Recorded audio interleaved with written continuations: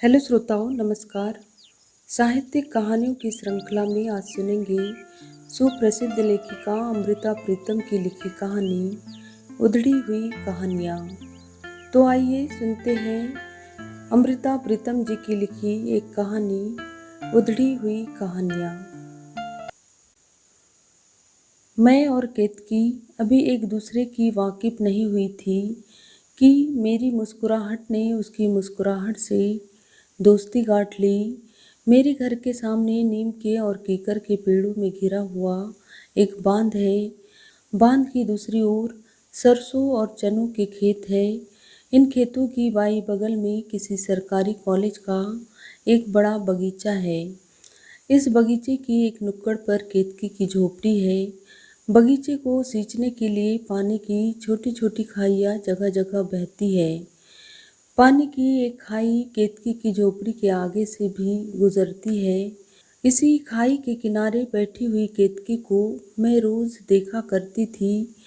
कभी वह कोई हंडिया या परात साफ कर रही होती, कभी वह सिर्फ पानी की अंजुलियां भर भर कर चांदी के गजरों से लदी हुई अपनी बाहें धो रही होती।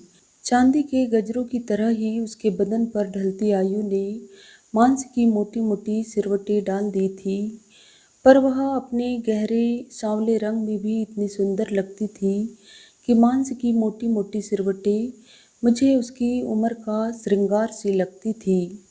शायद इसलिए कि उसके होठों की मुस्कुराहट में अजीब सी भरपूरगी थी, एक अजीब तरह की संतुष्टि जो आज के ज़माने में सबके चेहरों से खो गई है।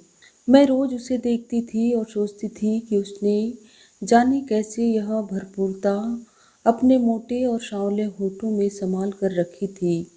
मैं उसे देखती थी और मुस्कुरा देती थी, वह मुझे देखती और मुस्कुरा देती, और इस तरह मुझे उसका चेहरा बगीचे के सैकड़ों फूलों में से एक फूल जैसा ही लगने लगा था। मुझे बहुत से फूलों के नाम नहीं आते, पर उसका नाम मुझे मालूम हो गया था, मांस का फूल। एक बार मैं पूरे 3 दिन उसके बगीचे में न जा सकी। चौथे दिन जब गई, उसकी आंखें मुझसे इस तरह मिली जैसे 3 दिनों से नहीं, 3 सालों से बिछुड़ी हुई हो। क्या बिटिया इतने दिन आई नहीं? सर्दी बहुत थी अम्मा, बस बिस्तर में ही बैठी रही। सचमुच बहुत जाड़ा पड़ता है तुम्हारे देश में। तुम्हारा कौन सा गांव है अम्मा? अब तो यहाँ झोपड़ी डाल ली, यही मेरा गांव है। यह तो ठीक है, फिर भी अपना गांव अपना होता है। अब तो उस धरती से नाता टूट गया बिटिया। अब तो यही कार्तिक मेरे गांव की धरती और यही मेरे गांव का आकाश है। यही कार्तिक कहते हुए उसने झुग्गी के पास बैठे हुए अपनी मर्द की तरफ देखा। आयु के कुबड़ेपन से झुका एक आदमी जमीन पर तीले और रस्सियां बिछाकर एक चटाई बुन रहा था। दूर पड़े हुए कुछ गमलों में लगे हुए फूलों को सर्दी से बचाने के लिए शायद चटाइयों की आड़ देनी थी। केतकी ने बहुत छोटे वाक्य में बहुत बड़ी बात कह दी थी। शायद बहुत बड़ी सच्चाइयों को अधिक विस्तार की ज़रूरत नहीं होती। मैं एक हैरानी से उस आदमी की तरफ देखने लगी जो एक औरत के लिए धरती भी बन सकता था और आकाश भी। क्या देखती हो बिटिया? यह तो मेरी बिरंग चिट्ठी है। बैरंग चिट्ठी? जब चिट्ठी पर टिकट नहीं लगाते तो वह बिरंग हो जाती है। हाँ अम्मा, जब चिट्ठी पर टिकट नहीं लगी होती तो वह बैरंग हो जाती है। फिर उसको लेने वाला दुगुना दाम देता है। हाँ अम्मा, उसको लेने के लिए दुगुने पैसे देने पड़ते हैं। बस यही समझ लो कि इसको लेने के लिए मैंने दुगुने दाम दिए हैं। एक तो तन का दाम दिया और एक मन का। मैं केतकी की चेहरे की तरफ देखने लगी। केतकी का सादा और सांवला चेहरा जिंदगी की किसी बड़ी फिलॉसफी से सुलग उठा था। इस रिश्ते की चिट्ठी जब लिखते हैं तो गांव के बड़े बूढ़े इसके ऊपर अपनी मोहर लगाते हैं। तो तुम्हारी इस चिट्ठी के ऊपर गांव वालों ने अपनी मोहर नहीं लगाई थी? नहीं लगाई तो क्या हुआ? मेरी चिट्ठी थी, मैंने ले ली। यह कार्तिक की चिट्ठी तो सिर्फ केतकी के नाम लिखी गई थी। तुम्हारा नाम केतकी है, कितना प्यारा नाम है। तुम बड़ी बहादुर औरत हो अम्मा। मैं शेरों के कबीले में से हूँ। वह कौन सा कबीला है अम्मा? यही जो जंगल में शेर होते हैं, वे सब हमारे भाई बंधु हैं। अब भी जब जंगल में कोई शेर मर जाए तो हम लोग 13 दिन उसका मातम मनाते हैं। हमारे कबीले के मर्द लोग अपना सिर मुंडा लेते हैं और मिट्टी की हंडियाँ फोड़कर मरने वाले के नाम पर दाल चावल बांटते हैं। सच अम्मा, मैं चकमक टोला की हूँ जिसके पैरों में कपिल धारा बहती है। यह कपिल धारा क्या है अम्मा? तुमने गंगा का नाम सुना है? गंगा नदी? गंगा बहुत पवित्र नदी है, जानती हो ना? जानती हूँ, पर कपिल धारा उससे भी पवित्र नदी है। कहते हैं कि गंगा मैया एक साल में एक बार काली गाय का रूप धारण कर कपिल धारा में स्नान करने के लिए जाती है। वह चकमक टोला किस जगह है अम्मा? करंजिया के पास। और यह करंजिया, तुमने नर्मदा का नाम सुना है? हाँ सुना है। नर्मदा और सोन भी नज़दीक पड़ती हैं। ये नदियाँ भी बहुत पवित्र है, उतनी नहीं जितनी कपिल धारा। यहाँ तो एक बार जब धरती की खेतियाँ सूख गई थी और लोग बेचारे उजड़ गए थे, तो उनका दुख देखकर ब्रह्मा जी रो पड़े थे। ब्रह्मा जी के 2 आंसू धरती पर गिर पड़े। बस जहाँ उनके आंसू गिरे वहाँ ये नर्मदा और सोन नदी बहने लगी। अब इनसे खेतों को पानी मिलता है। और कपिल धारा से, इससे तो मनुष्य की आत्मा को पानी मिलता है। मैंने कपिल धारा के जल में स्नान किया और कार्तिक को अपना पति मान लिया। तब तुम्हारी उम्र क्या होगी अम्मा? 16 बरस की होगी। पर तुम्हारे माँ बाप ने कार्तिक को तुम्हारा पति क्यों न माना? बात यह थी कि कार्तिक की पहले एक शादी हुई थी। इसकी औरत मेरी सखी थी, बड़ी भली औरत थी। उसके घर चंद्रू मंद्रू 2 बेटे हुए। दोनों ही बेटे एक ही दिन जन्मे थे। हमारे गांव का गुनिया कहने लगा कि यह औरत अच्छी नहीं है। इसने एक ही दिन में अपने पति का संग भी किया था और अपने प्रेमी का भी, इसलिए एक की जगह 2 बेटे जन्मे हैं। उस बेचारी पर इतना बड़ा दोष लगा दिया, पर गुनिया की बात को कौन टालेगा। गांव का मुखिया कहने लगा कि रोपी को प्रायश्चित करना होगा। उसका नाम रोपी था। वह बेचारी रो रो कर आधी रह गई। फिर ऐसा हुआ कि रोपी का एक बेटा मर गया। गांव का गुनिया कहने लगा कि जो बेटा मर गया वह बाप का बेटा था, इसलिए मर गया है। फिर रोपी ने एक दिन दूसरे बेटे को पालने में डाल दिया और थोड़ी दूर जाकर महुए के फूल डलियाने लगी। पास की झाड़ी से भागता हुआ एक हिरन आया। हिरन के पीछे शिकारी कुत्ता लगा हुआ था। शिकारी कुत्ता जब पालने के पास आया तो उसने हिरन का पीछा छोड़ दिया और पालने में पड़े हुए बच्चे को खा लिया। बेचारी रोपी। अब गांव का गुनिया कहने लगा कि जो पाप का बेटा था उसकी आत्मा हिरन की जून में चली गई। तभी तो हिरन भागता हुआ उस दूसरे बेटे को भी खाने के लिए पालने के पास आ गया।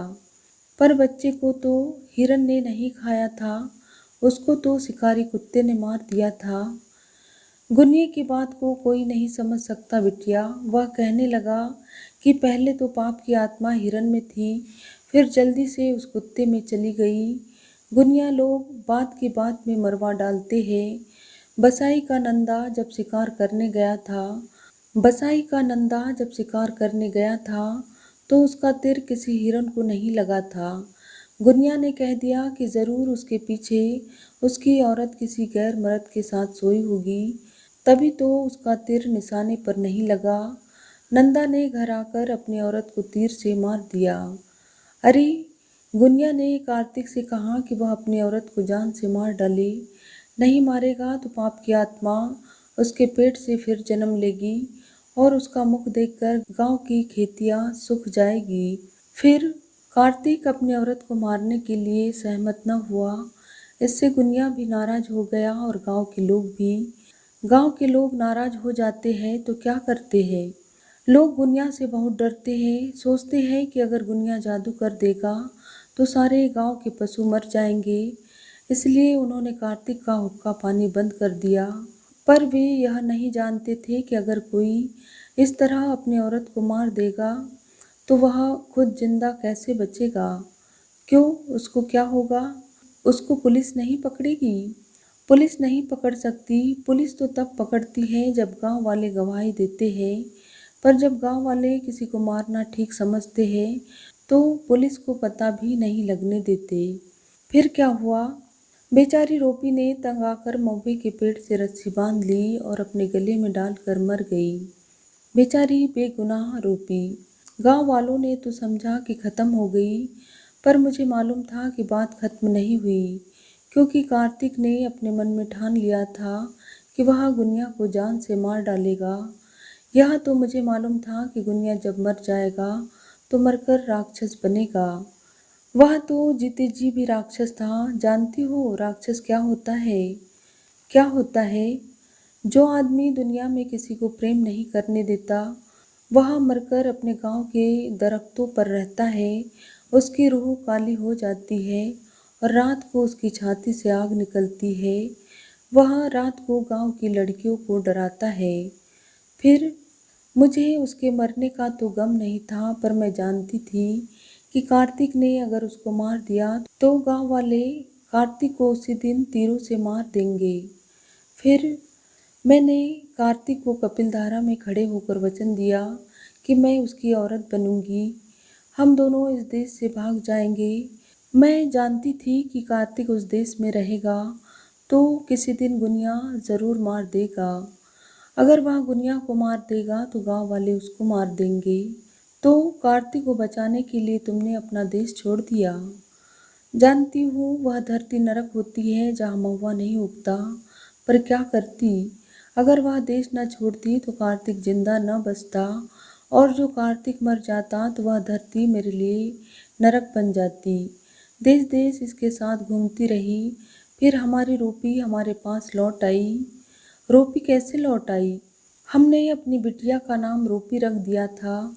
यह भी मैंने कपिलधारा में खड़े होकर अपने मन से वचन लिया था कि मेरे पेट से जब कभी कोई बेटी होगी मैं उसका नाम रूपी रखूंगी।